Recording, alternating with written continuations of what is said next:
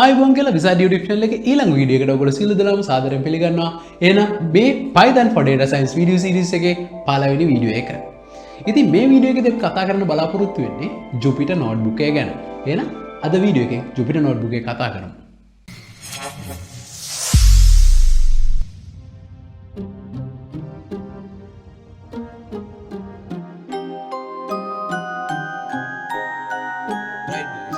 Python for data science series එකේ ඊළඟට අපි කතා කරන්න බලාපොරොත්තු වෙන්නේ මේ Jupyter notebook එක ගැන. එහෙම නැත්නම් මේක කලින් කිව්වා IPython notebook එක කියලා. right. ඉතින් මේ Jupyter notebook එක ගොඩක් කට්ටිය use කරනවා මේ Python එක වැඩ කරනකොට.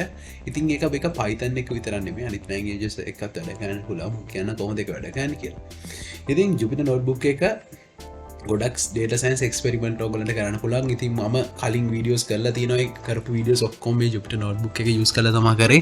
ඉතින් Google Colab එක use කරලා ඔයගොල්ලන්ට මේ Jupyter notebook එකක් ලේසියෙන්ම open කරගන්න පුළුවන්. ඉතින් ඒකෙදී ඔයගොල්ලන්ට ලේසියෙන්ම මේ වැඩ ටික කරගන්න පුළුවන්. ඉතින් මේක කරාට පස්සේ ඔයගොල්ලන්ට මේක export කරගන්න පුළුවන් Python එකක් file එකක් විදියට. එහෙම නැත්නම් PDF එකක්. ඔයගොල්ලන්ට කැමති විදිහකට මේක export කරගන්න පුළුවන්. right. It allows data scientists to combine text and code block in a single file. ඉතින් ඔයාලට මේක ලස්සන document කරන්නත් පුළුවන්. ඔයගොල්ලන්ගේ මෙන්න මේ code section එකේ මෙන්න මේක වෙන්නේ. right. ඒ වගේ ලස්සන document කරගෙන මේ වගේ එකක කරගෙන යන්න පුළුවන් වැඩි. ඉතින් හොඳ නිකන් normal application එකක් හදනට කලින් මේක වගේ එක try out කරලා ඊට පස්සේ මේකේ තියෙන අපිට application එක ලස්සනට ගන්න පුළුවන්. ඉතින් ඒක තමයි ගොඩක් වෙලාවට කට්ටිය කරන විදිහ.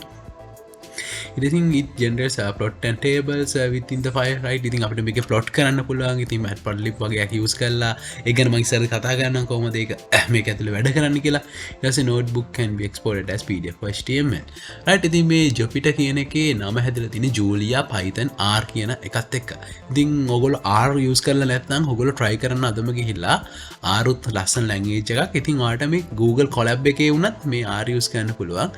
ඉතින් ඒක Jupyter notebook එකේ තියෙන හින්දා ඒක ඇතුලේ ඒකට අදාළ කර්නල් එක තියෙනවා. ඉතින් මේ කර්නල් එක කියලා කියන්නේ මේ Jupyter notebook එකේ කර්නල් එක උඩ තමයි අපි ලියන කෝඩ් එක රන් වෙන්නේ. ඉතින් මේකෙදී මේ Python R Julia මේවා ටික මේ Jupyter notebook එකේ වැඩ කරනවා. ඉතින් ඔයාලට ඊට අමතරව මෙන්න මේ Java, Scala, MATLAB, Ruby, Octave වගේ JavaScript වගේ language එකක් එක්ක මේ Jupyter notebook එකේ වැඩ කරන්න ඕන නම් ඔයගලන්ට ඒකට අදාළ කර්නල් එක ඔයාලන්ට ඉන්ස්ටෝල් කරගන්න වෙනවා ඔයගලගේ මැෂින් එකේ. ඉතින් iJava කියලා එකක් මට මතක විදිහට Java වලට තියෙනවා. ඊට පස්සේ iJavaScript වගේ මේ කර්නල්ස් තියෙනවා ඔයගලන්ට. ඉතින් ඒ වගේ එකක් මේකදී යූස් කරන්න පුළුවන්. ප්‍රශ්නයක් නැහැ. right. ඉතින් මේ Jupyter Lab එක online තියෙනවා ඔයගලන්ට. Jupyter Lab එකට ගිහලා උනත් වැඩේ කරගන්න පුළුවන්. ඒක free ඔයගලන්ට use කරන්න පුළුවන්. ඉතින් මේ Google Colab එක තමයි ගොඩක් කට්ටිය දැන් use කරනවා. Google Colab එක ඉතින් Anaconda use කරලා ඔයාලට මේක download කරගන්න පුළුවන් ඔයගොල්ලෝ machine එකට. Python එක set up කරගන්න පුළුවන් Jupyter notebook මේ environment එක local machine එකේ.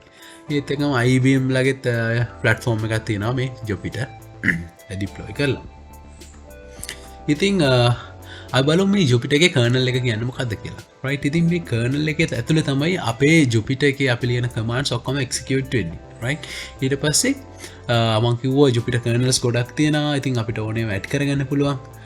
ඊට පස්සේ when the notebook executed the kernel perform computation and produce the result, right. ඒ කියන්නේ ඒක ඇතුලේ computation එක වෙලා result එක අපිට එවනවා මේ kernel එකේ. right. ඊට පස්සේ right. ඉතින් මේ Jupyter එකේ පැති දෙකක් තියෙනවා. right. parts දෙකක් තියෙනවා. එකක් තමයි kernel එක, අනිත් එක client. ඉතින් client එක interface එක එකම තමයි. kernel එක තමයි අපි වෙනස් වෙන්නේ. එක programming language එකෙන් program language එකට අපිට kernel එක වෙනස් කරන්න පුළුවන්. එකම client. right. ඉතින් client එකේ අපේ ලස්සන interface එකයි ওই data එහා පැත්තට යවන වැඩ ටික තමයි වෙන්නේ. right. ඊට පස්සේ මේ තියෙන සාමාන්‍ය වෙන විදි user ඉන්නවා. මේ අපේ browser එකට load වෙනවා client එක. ඊට පස්සේ kernel එක ඇතුලේ execute වෙලා ඊට පස්සේ අපිට ඕනේ notebook file එකක් save කරගන්න පුළුවන්. ඒකේ extension එක තියෙන්නේ IPyNB IPython notebook කියලා තියෙන්නේ IPNB කියලා. ඉතින් මේ අපිට එහෙම save කරගන්න පුළුවන්. එහෙම නැත්නම් ආට ඕන වාගේ format එකකට ඒක export කරගන්නත් පුළුවන්.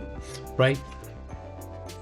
ඉතින් ආපුවා මේ IPython notebook file එක ආපෝ Jupyter එකකට ඉම්පෝට් කරගත්තදේ ලස්සන්ට අර විදිරම සෙල් එක ලස්සන්ට ටික පෙන්න්නන රයි් මොක තමයි වැඩේ ඉදිර තම වෙන්නේ රයි් ඉතිං ඔය ජුපිටවලට මට පොඩි ඉන්ට්‍රක්ෂණ එක දෙන්න ඕනුනේ ඉතින් මම Google කොලබ් ගැන වීඩියෝ එකක් කර දැන් ඔගොල කියල ඒ වීඩියක බලන්න තකොට Google කොලබ් ගැන හොඳ අයිඩියක් කන්න පුල මොකද අපි ඉස්සරහ වීඩියෝසලද මේ Google කොලබ් එක තමයි වැඩ කරන්නේ Google කොලබ් එක Jupyter නෝට්බුක් එක තමයි මේ Python for Data series එක ඉස්සරහට කතා කරගෙන යන්න මං හිතනවා ඔයගලන්ට Jupyter notebook එක ගැන හොඳ අයිඩියක් එන්න ඇති කියලා එහෙනම් අපේ වීඩියෝ එක හොඳයි කියලා හිතනවා නම් යාළුවන්ට බලන්න ෂෙයා කරන්න මොනවා හරි ප්‍රශ්න තියෙනවා නම් අපේ කමෙන්ට් සෙක්ෂන් එකේ දාන්න නැත්නම් අපේ Facebook community එක තියෙනවා community එකෙන් ඔයගලන්ට අහුවොත් ඒකට හොඳ උත්තරයක් ගන්න පුළුවන් වෙයි එහෙනම් අදට මං ගෙල්ලෙන්න විසාඩ් වලින් මම තාරුක